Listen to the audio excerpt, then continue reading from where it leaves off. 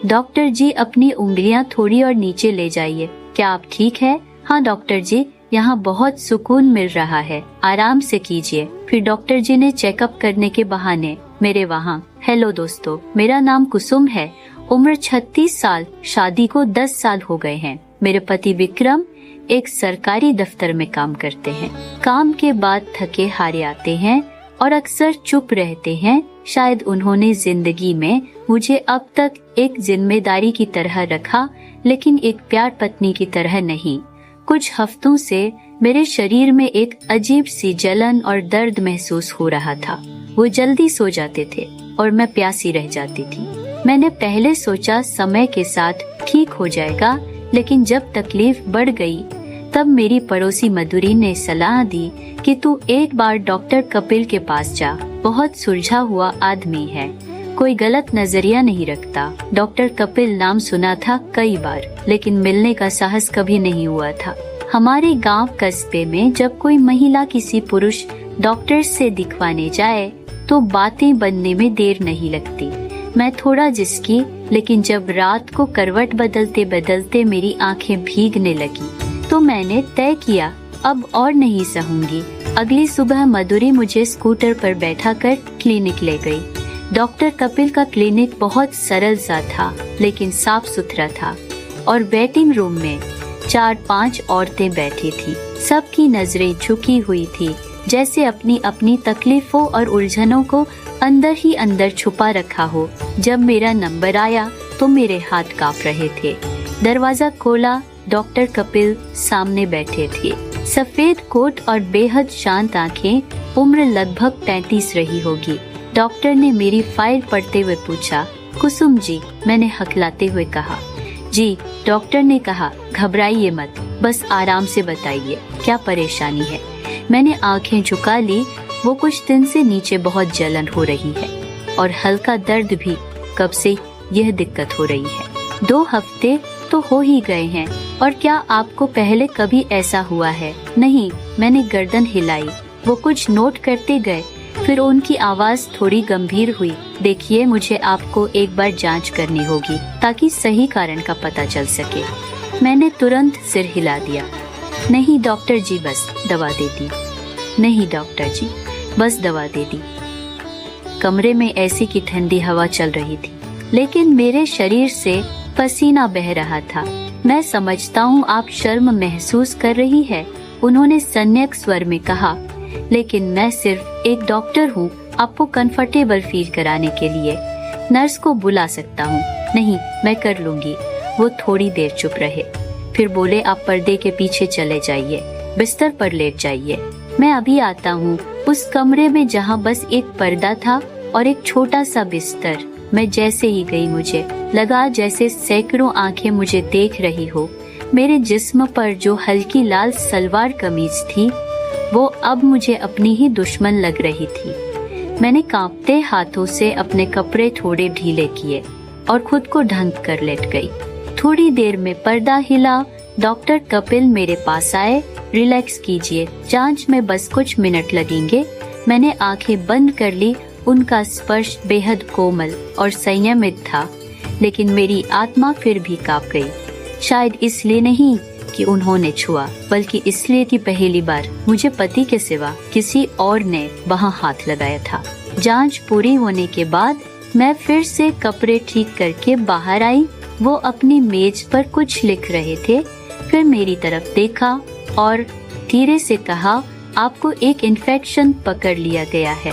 मैंने धीमे स्वर में पूछा, क्या यह खतरनाक है? अगर इलाज ना हो तो हो सकता है, लेकिन घबराइए मत, मैं आपको दवा दे रहा हूँ, साथ ही कुछ परहेज भी करना होगा। फिर उन्होंने पूछा, क्या आपने हाल ही में कोई नया साबुन या प्रोडक्ट यूज किया है? मैंने थोड़ी देर चुप रहकर कहा, हाँ, एक नया साबुन खरीदा था, शायद वही वजह रही होगी। उन्होंने मेरी आंखों में देखा। उनकी नजरें स्थिर थी, जैसे कुछ पढ़ लेना चाहती हो या शायद कुछ छुपा हुआ। ठीक है, ध्यान रखिए, 1 हफ्ते बाद फिर से दिखाइएगा। मैंने सिर हिलाया, दवाइयाँ ली और बाहर आ गई, लेकिन कुछ था जो मेरे अंदर हिल चुका था। डॉक्टर कपिल की आंखों में सुकून था। अगले कुछ दिन बहुत अजीब बीते। दवा लेने के बाद शरीर की तकलीफ कुछ हद तक कम तो हो गई थी, लेकिन मन का एक कोना अब और बेचैन रहने लगा था। हर बार जब आईने में खुद को देखती तो एक अजनबी सी औरत दिखती, जिसकी आंखों में थकान तो थी, पर कहीं गहराई में पलकों के पीछे कोई अनकहा एहसास की दबा था। डॉक्टर कपिल की आंखें और उनका शांत व्यवहार बार बार याद आता। तो ना जाने क्यों उस मुलाकात के बाद खुद से झूठ बोलना और भी मुश्किल हो गया था। तू फिर से डॉक्टर के पास गई थी? मधुरी ने जब पूछा, मैंने बस गर्दन हिला दी। अरे तो अब दोबारा दिखा देना, आजकल उनका अपॉइंटमेंट जल्दी नहीं मिलता। मैंने धीरे से कहा, हाँ सोच रही हूँ। और हाँ, मैं दोबारा एक हफ्ते बाद उसी क्लिनिक में गई। इस बार मैं अकेली थी, ना कोई स्कूटर ना कोई सहेली, बस एक मैं और मेरे भीतर की बेचैनी। वेटिंग रूम में बैठी मैं सोच रही थी, क्या कहूँगी, कैसे कहूँगी कि अब शरीर से ज्यादा मन दुखता है। कुसुम जी, उनकी आवाज जैसे कानों में कुछ सुकून सा लेकर आई। मैं मुस्कुरा भी ना सकी, बस धीमे कदमों से उनके कमरे में दाखिल हुई। कैसी तबीयत है? अब उन्होंने पूछा, वही सहज मुस्कान लिए। मैंने नजरें झुका ली और कहा, थोड़ा बेहतर, यह अच्छा है। उन्होंने फाइल में कुछ लिखा, फिर थोड़ी देर चुप रहे। मुझे लगा जैसे वो कुछ कहने जा रहे हो, फिर रुक गए। उन्होंने पूछा, अगर आप बुरा न माने, क्या मैं कुछ पूछ सकता हूँ? मैं थोड़ी चौंक गई। आप बहुत थकी हुई लगती हैं, सिर्फ बीमार शरीर वाली नहीं, जैसे कोई बोझ हो दिल पर। मैंने उनकी तरफ देखा, कैसे समझ लिया उन्होंने? मैंने झूठ बोला, जैसे हमेशा बोलती आई हूँ।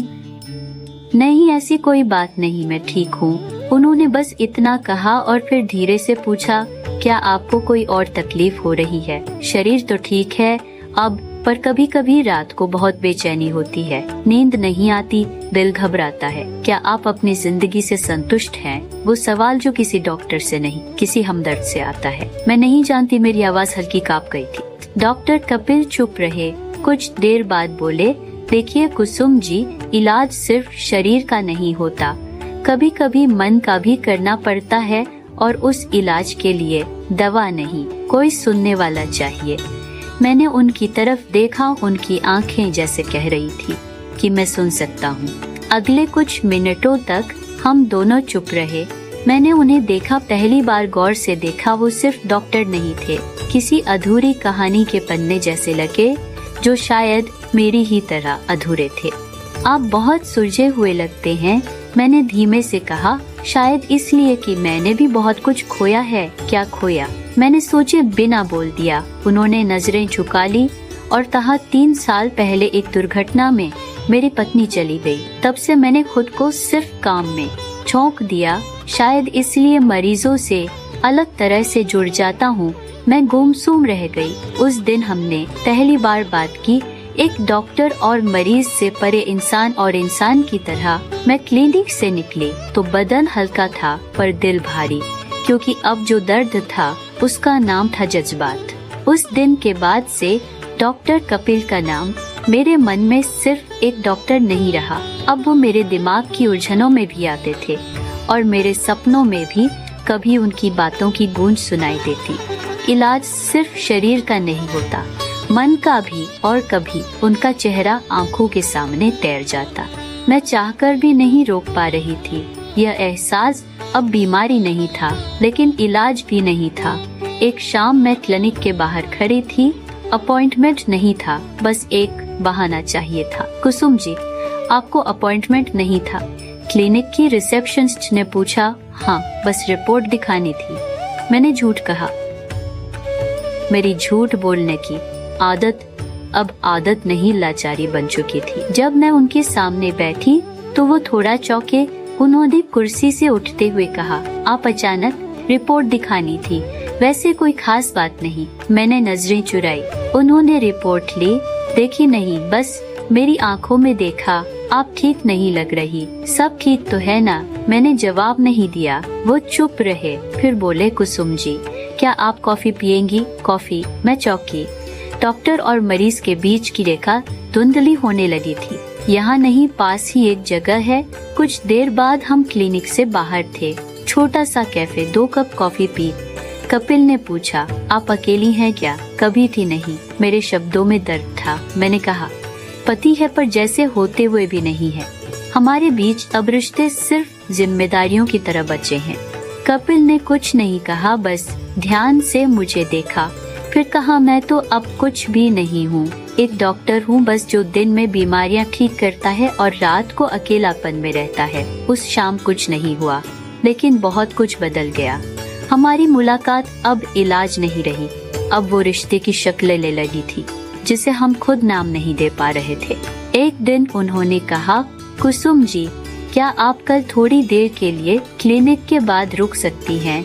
मैंने पूछा, क्यों? बस कुछ बातें हैं जो सिर्फ अकेले में कही जा सकती है। अगले दिन शाम को क्लिनिक में सन्नाटा था, स्टाफ जा चुके थे।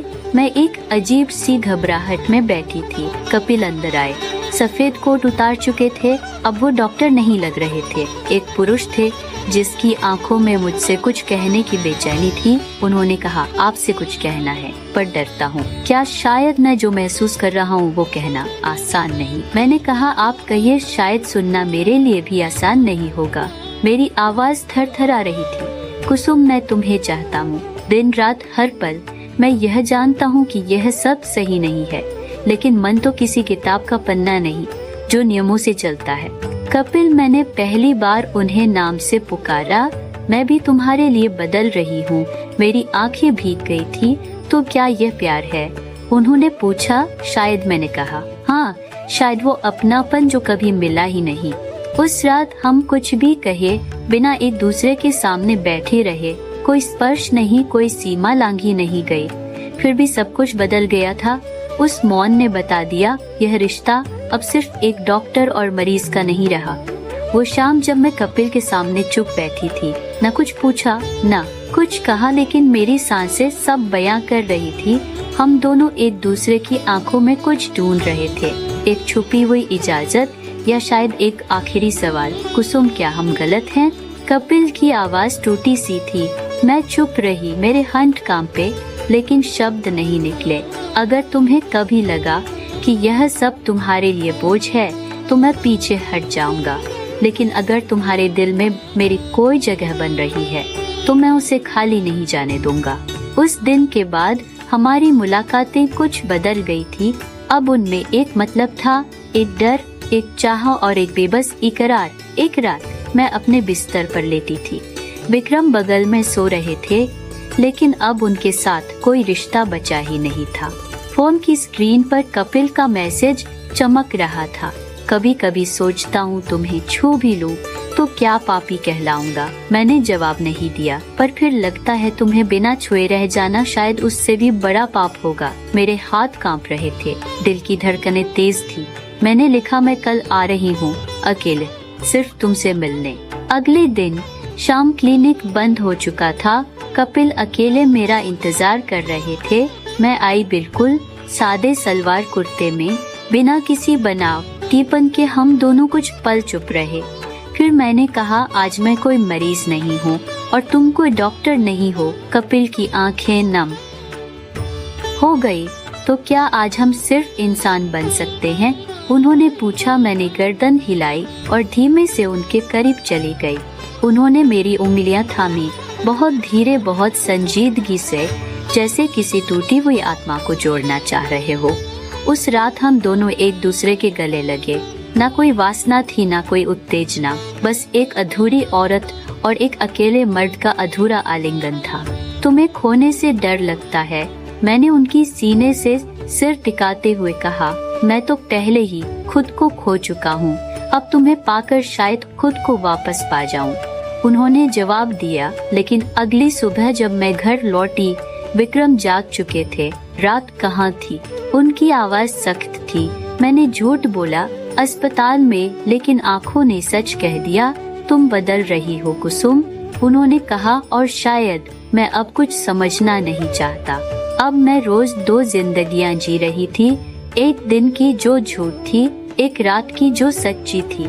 और इस दोराहे पर खड़ी मैं खुद से पूछ रही थी, क्या मुझे प्यार मिला है या बस एक भावनात्मक मोह? अब हर मुलाकात हमारी आदत बन गई थी।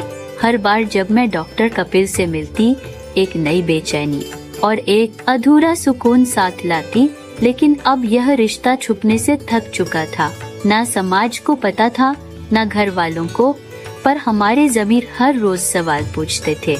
एक शाम कपिल ने मुझे एक क्लिनिक के बाद एक पुराने चर्च में बुलाया। चर्च, मैंने हैरानी से पूछा, यहाँ कोई नहीं आता?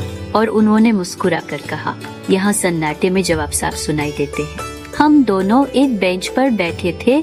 हवा में हल्की ठंडक थी और दिलों में भारी खामोशी। कपिल ने कहा, कुसुम, हम बहुत दूर आ चुके हैं और अब लौटने का रास्ता नहीं दिखता। मैंने उनकी आंखों में देखा। वो थके हुए थे, लेकिन उनके अंदर एक उम्मीद अब भी जिंदा थी। उन्होंने पूछा, अगर मैं कहूँ कि मैं तुम्हें इस जिंदगी से निकालना चाहता हूँ, तो क्या तुम साथ चलोगी? मेरा दिल जोर से धड़कने लगा। यह आखिरी सवाल था जिसका जवाब सिर्फ दिल से निकल सकता था। मैं चुप रही, फिर धीरे से कहा, कपिल, तुमने मुझे वो सुकून दिया जो मैंने अपने पति के साथ कभी महसूस नहीं किया।